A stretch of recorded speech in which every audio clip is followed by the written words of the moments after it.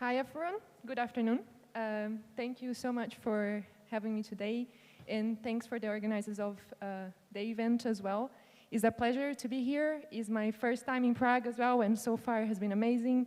Got to meet a couple of my colleagues in person, and I hope to meet more of you later as well. So today I'm here to talk with you about radically open Bitcoin for the Dotsama ecosystem. My role at Interlay, I work as the operations lead, so I look after everything the business internally, from hiring, finance, legal, and so on, but I also work quite closely with the product team.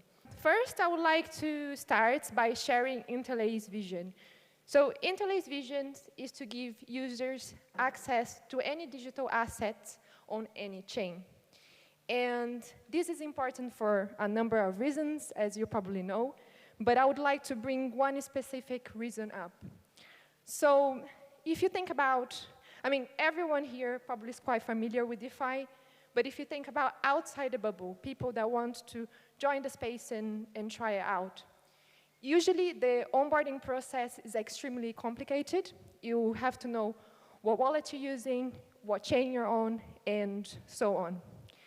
We need to get to a point that everything works like a cash machine. So you can go anywhere in the world, you can take the money out, and you don't have to think about what's happening in the background. Once we've reached that point, we will be able to reach mainstream adoption. So how is Interlay going to start this? We have our first mission, and our first mission is to tap into Bitcoin. And again, there are a number of reasons why we want to start with Bitcoin, and I'll mention a couple of them to you now. So reason number one, a lot of liquidity. So with more liquidity, it comes more opportunity. And not just to us, but for the whole ecosystem. Number two is the cryptocurrency most used for payments and transactions. And number three, it has a lot of political power and influence. So if you think about it, there's lots of countries doing legal tenders for Bitcoin now. And if you go in the media, everyone just talks about Bitcoin, and you can even do a personal experiment. So again, if you get out of this conference today and you meet someone new on the street and you say, I work in DeFi or I'm interested in crypto, people will usually say to you, I have no idea what you're talking about. But then if you say to them, oh, do you know Bitcoin? They'll probably know what it is, or at least they would have heard of it at least once. So let's talk about how is Interlay going to do this? How are we going to bring Bitcoin to the ecosystem? So we have our core product that is called Inter Btc. And Inter Btc is a one-to-one BTC-backed asset. And the way that it works is quite simple. So the user comes, lock the Bitcoin on the vault, then they can mint Inter Btc, that they can use Inter Btc on the DeFi ecosystem to do what they want, and then when they're ready to exit, they can come and redeem the Bitcoin. But there are a couple of things that makes Inter Btc quite special and quite important for the whole ecosystem. If we think about how Bitcoin exists on other chains today, it's usually by centralized protocols. So, for example, WBTC. And the issue here is that if there is any breach, if anything happens there, all the liquidity is just gone. So that is bad because the user loses the money. It's bad for all the protocols using the asset, but also it's bad for newcomers because every time something like that happens, people feel really disencouraged about joining DeFi. So how is Interlay going to fix that with Inter Btc? Number one, we are fully decentralized from day one. So we have no central custodians. Anyone can be a custodian. We call our custodians the vaults. So basically, today, you can look at the docs and spin up your own vault if you want to. Now, you might say, well, you're telling me not to go to a centralized protocol that is probably quite reliable, that is been running for ages, and you're telling me to give your Bitcoin to just a stranger, anyone on the internet. The difference here is that the user is also insured. So not only is this a decentralized system, but the user never loses. And I'm going to talk about what happens in the background a little bit. So under the hood, this is the process. So you start with the vaults registering the system. Like I say, anyone can register to be a vault, but you have to add collateral. This is a multi-collateral system, and it is over-collateralized. And that's how the insurance part comes about.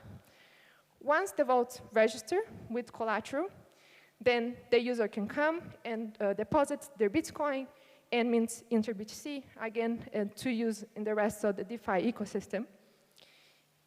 When they come to redeem, there's two possible outcomes. So outcome number one, we call it good vault. And this is when the vault behave how it was supposed to behave. So it had the right amount of collateralization, and it didn't try to do anything dodgy, for example, steal the Bitcoin, and also it was there present to do the redeem request. So if that happens, everyone is happy. Now, the other outcome, we call it bad vault. So, for example, maybe the vault tried to steal the Bitcoin.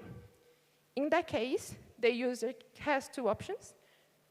Option number one, they can choose another vault to redeem the Bitcoin. Or option number two, they can be fully reimbursed with collateral with a premium. So at the moment, this is 110%. So again, the user never loses here. Just to summarize, why is Inter Btc secure? Again, we're radically open, fully decentralized from day one. We're not doing the gradual decentralization. Reason number two is secured by insurance. Again, the vault deposits collateral on the multi-collateral system, and the user can always redeem the Bitcoin or get fully reimbursed at a premium. And then finally, I think it's worth for me to mentioning a little bit behind the products, so behind the closed doors. So the protocol underpinning Inter Btc is called Xclaim, and it has been published in an academic journal and peer-reviewed. Our code has been audited a number of times, and a large proportion of our budget goes to code audits. And we have received grants from the Web3 Foundation, and we're also part of the Substrates Builders Program, so we are achieving some key milestones there. And finally, we have been assessed by the very hardcore Bitcoin community. As you probably know, the Bitcoin community usually doesn't like to use anything else, but a couple of our team members went to Bitcoin Miami a couple of months ago, and they showcased our project, and people seem quite happy and excited about it. The reasons, I think, for this is the fact that we're fully decentralized, so it has the Bitcoin ethos, and also the fact that the user insures, so you know that there's no danger for them. So why Polkadot? Why do we build on Polkadot? There are a number of reasons, again, for this. First one is robust, is scalable, but the more specific reason for us is that it's flexible. So we can use these Bitcoin crypto libraries. Because if we had to rewrite the whole code on Solidity, for example, it would probably cause more bugs on our side. So by being able to reuse some of these Bitcoin libraries, it just makes our products more robust. Then, of course, the most important part, Polkadot is interoperable. So obviously, our first mission is to bring Bitcoin to the Dotsama ecosystem, but then eventually we want to go to Ethereum, Cosmos, Avalanche, and so on.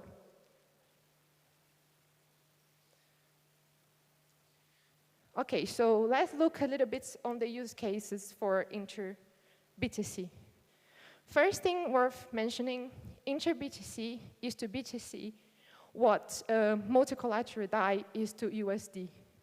The key difference here is that physical redemption.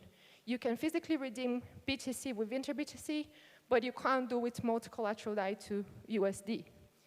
And that gives us two really interesting use cases. Use case number one, the users can use our system to hold Bitcoin. At the moment, if like the majority of people hold Bitcoin on centralized exchanges, and again, we talked about the dangers on that, so they can choose to hold the Bitcoin instead with us. is more secure, is cheaper, and is also quite easy to use compared to hardware wallets.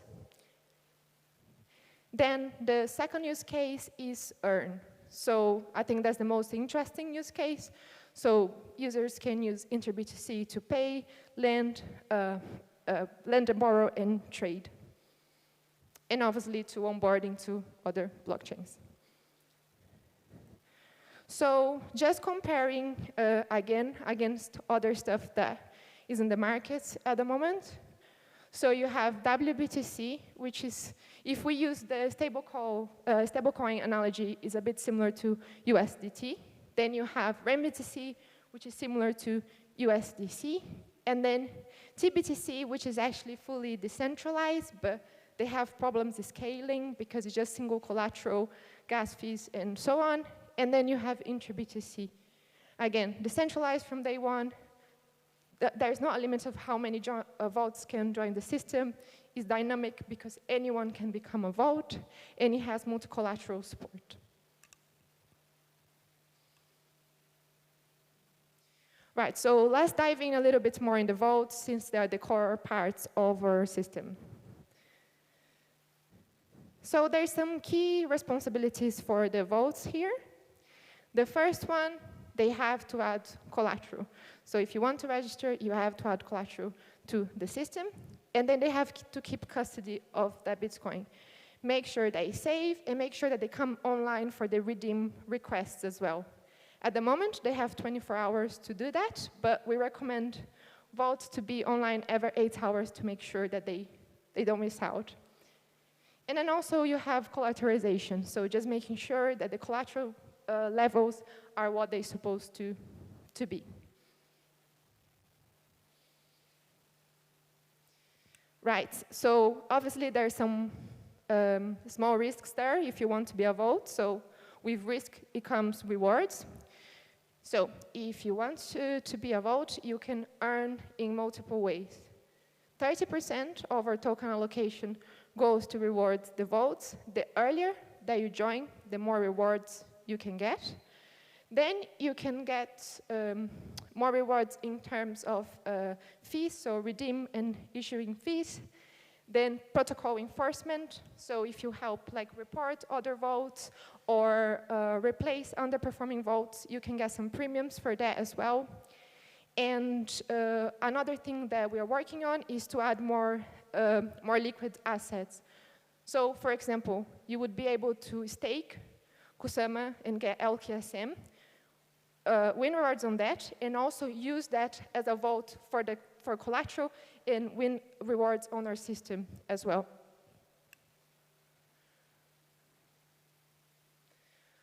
I would like to talk a little bit now about the token utility, and that's quite important. Usually I don't think people mention it, but in our case, it's important because it bootstraps the whole security and the whole protocol. The main use for our tokens is governance. And when it comes to governance, we have a curve-like model. So what that means is the longer that you stake, the more voting power you have. There's also a minimum amount that you have to stake staking your tokens for to be able to participate. I believe in Kintsugi, which is our Canary network, at the moment on Kusama is 98 weeks, and on Polkadot is going to be a little bit longer.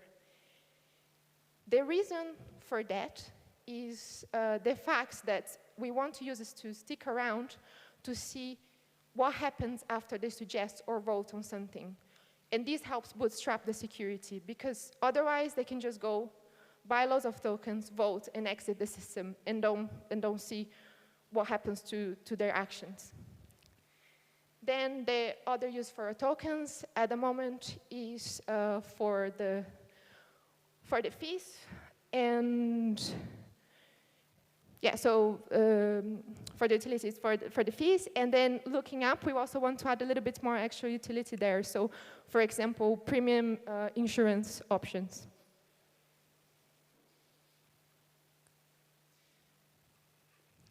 Okay, so let's talk about what's going on right now and what's coming up. So today, we are live on Kusama with Kintsugi, and we just have under $800,000 worth of KBTC that's supported by just over $2 million of KSM. And we currently have 55 active votes. We also have integrated with Moonriver and Karura, and as soon as the other parachains go live, we're going to be integrating with them as well.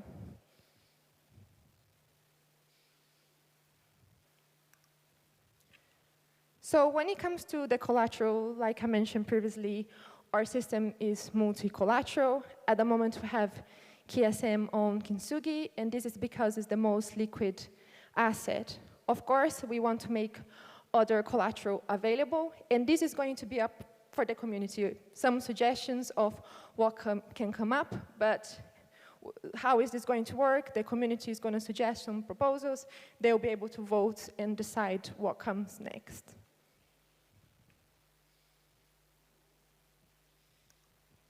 Then we have some key dates here.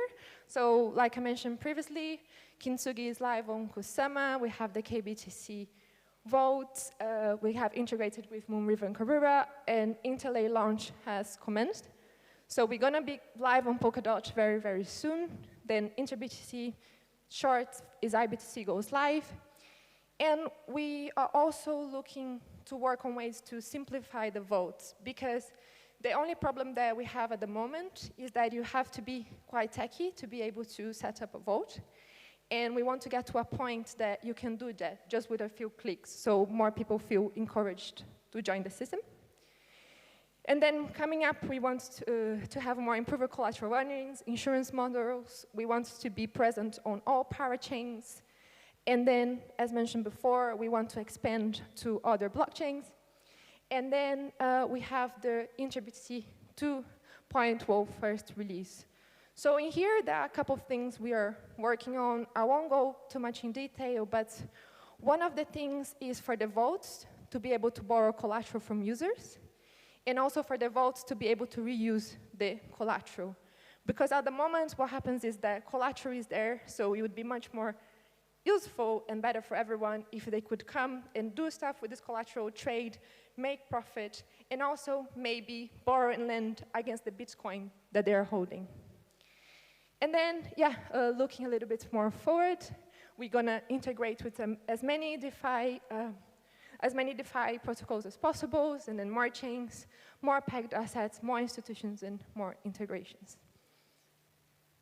Okay, so just before I finish today, I would like to end a little bit on a personal note. So before I actually joined Interlay, I was familiar with blockchain technology. I was interested in it, but I was a little bit skeptical. I didn't know exactly what was going on, and I didn't know where to start to look for information.